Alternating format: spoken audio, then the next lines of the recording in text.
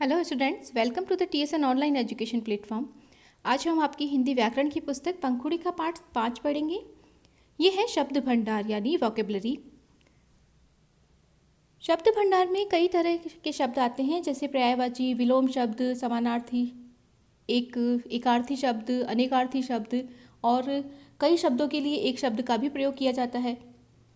तो शब्द विचार में सबसे पहले हमने पढ़ा भी था कि शब्द कई प्रकार के होते हैं, प्रयोग के आधार पर और कई अर्थ के आधार पर भी होते हैं। तो उन्हीं में से शब्द भंडार में इन्हीं प्रकार के शब्दों को का अध्ययन करते हैं हम। सबसे पहले हम देखेंगे पर्यायवाची शब्द। तो जो शब्द एक जैसे अर्थ बताते हैं उन्हें पर्यायवाची या समानार्थी शब्द कहते हैं, यानी पर्यायवाची को ही समानार्थी शब्द भी कहा जाता है। अर्थात एक शब्द के कई सारे अर्थ होते हैं, वही समानार्थी शब्द या पर्यायवाची शब्द कहलाते हैं। पर्यायवाची शब्दों के अर्थों में समानता होते हुए भी उनमें सूक्ष्म अंतर होता है, इसीलिए अलग अलग वाक्यों में इनके अलग अलग रूपों का प्रयोग होता है। जैसे एक वाक्य दिया हुआ है कि हवन की अग्नि प्रज्वलित हो उठी, और इसी के साथ दूसरा वाक्य है कि दुकान में आग लग गई। अब दुकान में अग्नि लग गई नहीं कहा जाएगा, बल्कि आग कहा जाएगा, या फिर अग्नि प्रज्वलित हो उठी, जबकि हवन के साथ आग नहीं कहते, हवन में अग्नि कहा जाता है। तो ये सूक्ष्म सा अंतर होता है। इसी आधार पर पर्यायवाची शब्दों को दो भागों में बांटा जा सकता है।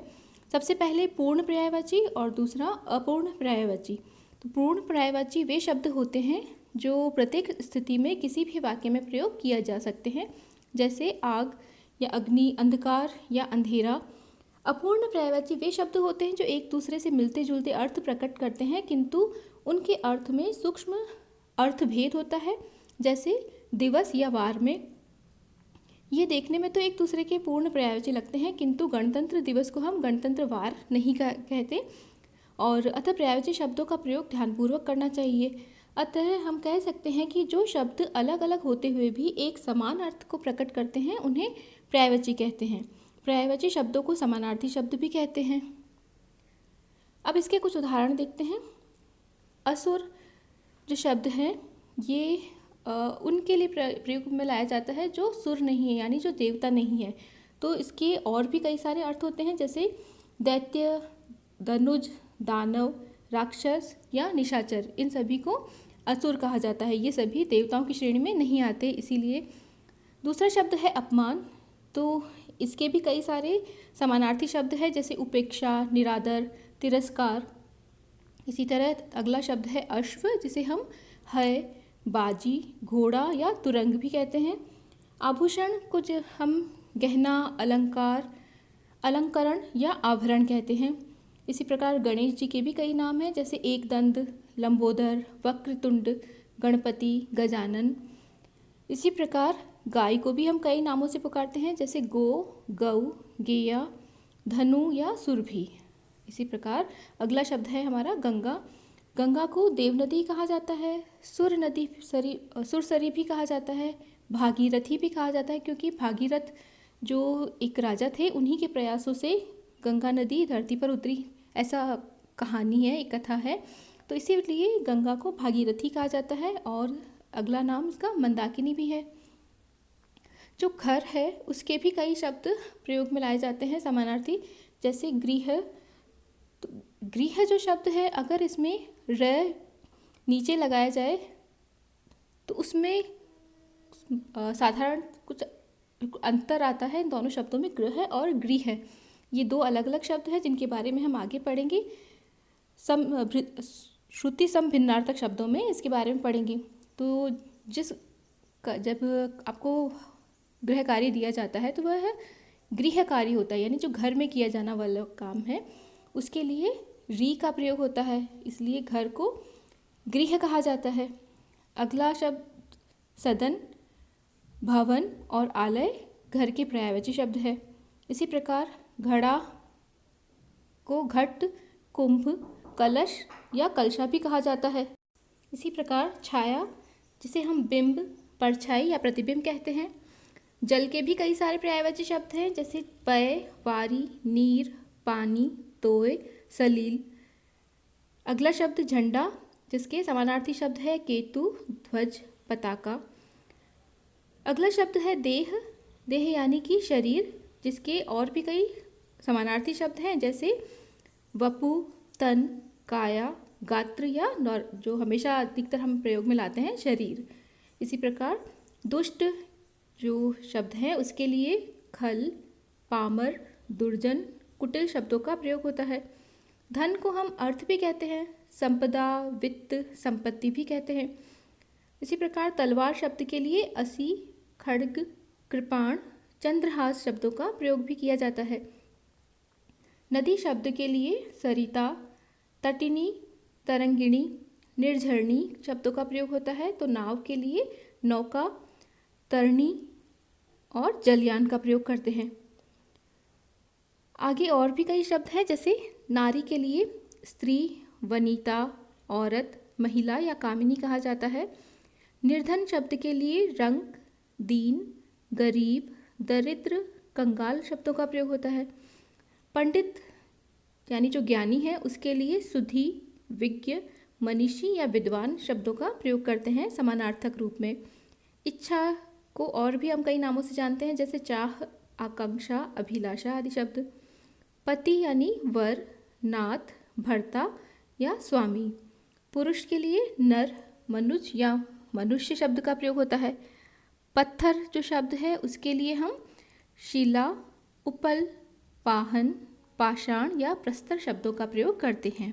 इसी प्रकार पुत्री के भी कई अन्य नाम हैं जैसे सुता, बेटी, नंदिनी, तनया, आत्मजा आदि। बाल यानी कि जो हमारे हेयर है उनके लिए भी कई शब्दों का प्रयोग होता है जैसे केश, अलक, कुंतल आदि शब्द। पृथ्वी को और भी कई नामों से जाना जाता है जैसे भू, मही, भूमि, धरा, धरती। इस प्रकार अगला शब्द है भव, यानी कि जो जगत है उसके लिए भी कई सारे शब्द हैं संसार के लिए। जगत, विश्व, संसार, शंकर, उत्पत्ति। मित्र को भी हम कई नामों से बुलाते हैं जैसे सखा, मित्र, दोस्त, यार, मीत, सहचर या साथी। इसी प्रकार मनुष्य के कई नाम हैं जैसे नर, मनुज, मनुष्य या मानव। अगला शब्द है मोर। मोर के पर्यायवाची शब्द हैं केकी, शिखी, मयूर। लक्ष्मी यानी कि जो धन संपत्ति है उसके लिए भी कई सारे नाम प्रयोग में लाए जाते हैं जैसे श्री, रमा, चंचला, कमला या हरिप्रिया। वर्षा यानी जो बारिश होती है उसे भी हम कई नाम से बुलाते हैं जैसे मेघ, पावस, बारिश या बरसात।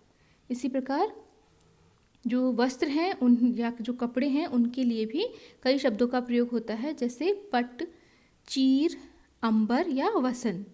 इसी प्रकार विष्णु के लिए हरि, गोविंद, चतुर्भुज, नारायण या लक्ष्मीपति शब्दों का प्रयोग होता है। इसी प्रकार शिव के लिए शंभु, शंकर, महादेव, त्रिलोचन, नीलकंठ आदि शब्द का प्रयोग में लाया जाता है। समुद्र को जिन नामों से जाना जाता है उसमें सबसे पहले सागर, फिर सिंधु। अब यहाँ पर 4 नाम पानी या जल के पर्यायवाची हैं लेकिन उनके आगे धी शब्द को या शब्दांश को जोड़ा गया है।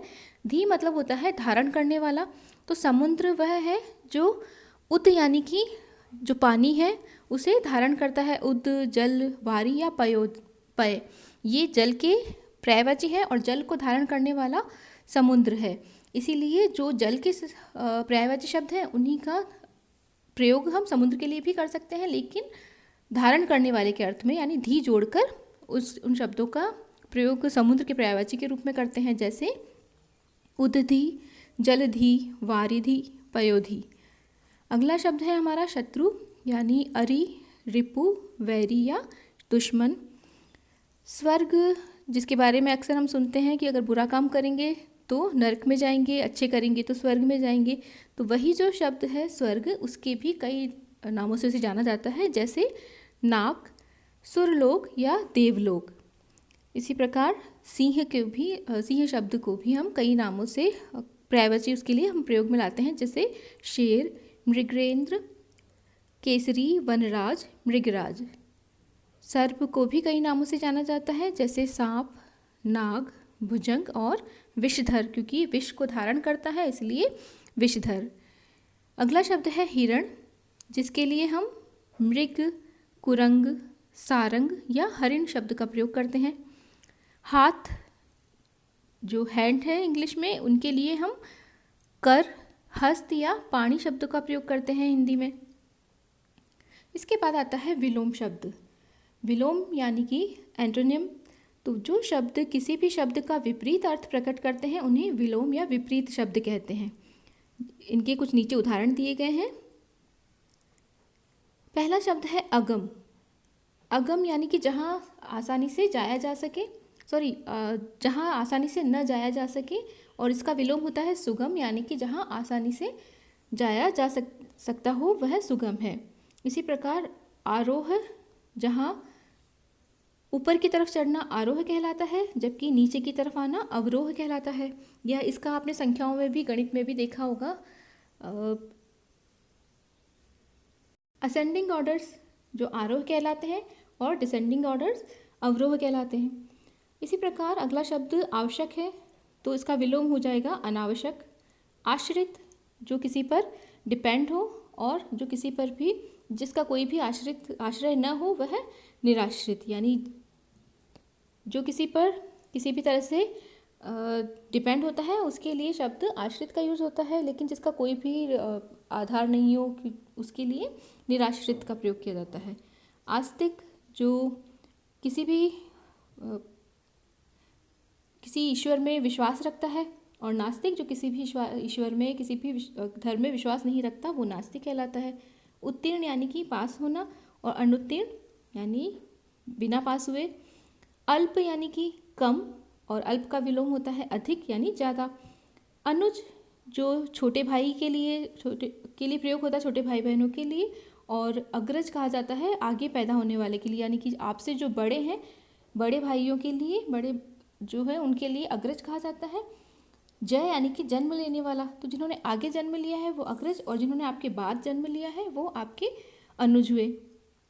इसी प्रकार अतिवृष्टि, वृष्टि कहा जाता है बारिश को, तो बहुत ज़्यादा बारिश होना, यानी कि बाढ़ आ जाना या बहुत ही अति हो जाना, पानी बहुत ज़्यादा भर जाना, वो अतिवृष्टि कहलाता है। और अनावृष्टि, जब बिल्कुल ही बारिश नहीं होती, उसे अनावृष्टि कहते हैं। इसी प्रकार अवनति, नीचे गिरना, और उन्नति यानी कि आगे बढ़ना। अगला शब्द है आय, जिसका विलोम है व्यय। आय यानी कि इनकम, और व्यय यानी कि जो आप खर्च करते हैं वह व्यय कहलाता है। आज्ञा का विपरीत अवज्ञा। आशा का विपरीत निराशा। इच्छा का विलोम या विपरीत अनिच्छा। इसी प्रकार उत्थान मतलब आगे बढ़ना या तरक्की करना, और जबकि पतन का मतलब होता है गिरना, नीचे की तरफ जाना, तो उत्थान का विपरीत हुआ पतन। उग्र का विलोम शब्द होगा शांत, जो बहुत तेज है, जो आक्रामक जिसका स्वभाव होता है, उसी के अपोजिट उसका विलोम शब्द होगा शांत। कर्म का विलोम शब्द अकर्म। क्रय यानी खरीदना का विलोम शब्द होगा विक्रय, यानी कि बेचना।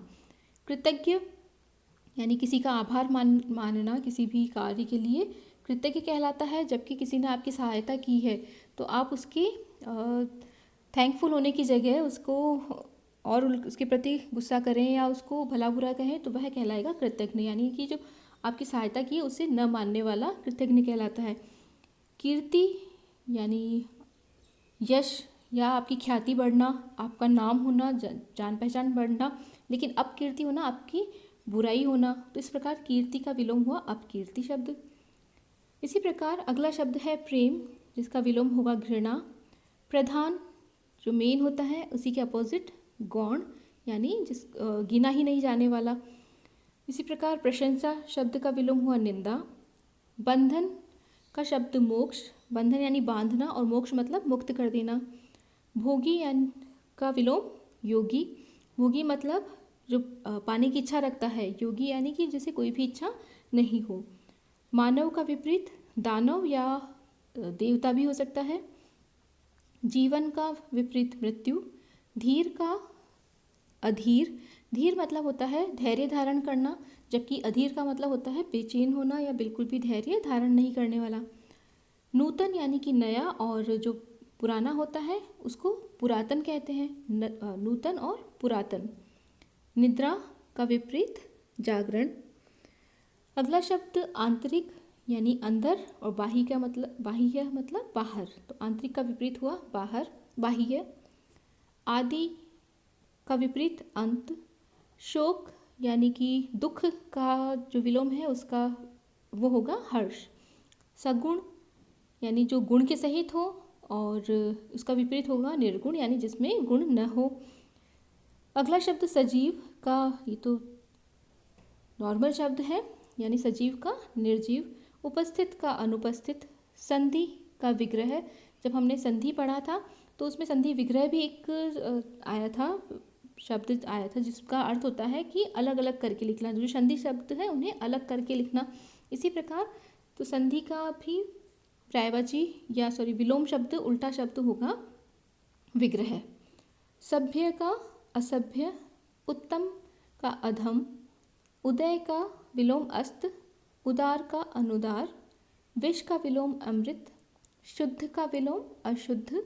साकार का विलोम होगा निराकार, और सुमति का कुमति। अगला शब्द है कृत्रिम, यानी कि जिसे जो स्वाभाविक नहीं है, या जो खुद इंसान ने बनाया है, या जिसे कृत्रिम का प्राकृतिक भी कह सकते हैं, स्वाभाविक भी कह सकते हैं, जो अपने आप बना है।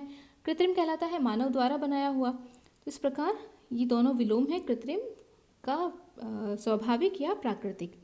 चंचल जो कहीं भी स्थिर नहीं रहता, और इसका विलोम होगा स्थिर, जो एक ही जगह खड़ा रहता है, एक ही जगह पर रहता है। स्वस्थ का अस्वस्थ। सरस का नीरस। याचक का विलोम होगा दाता। याचक यानी मांगने वाला, और दाता देने वाला। जीत का विलोम हार। राग का द्वेष।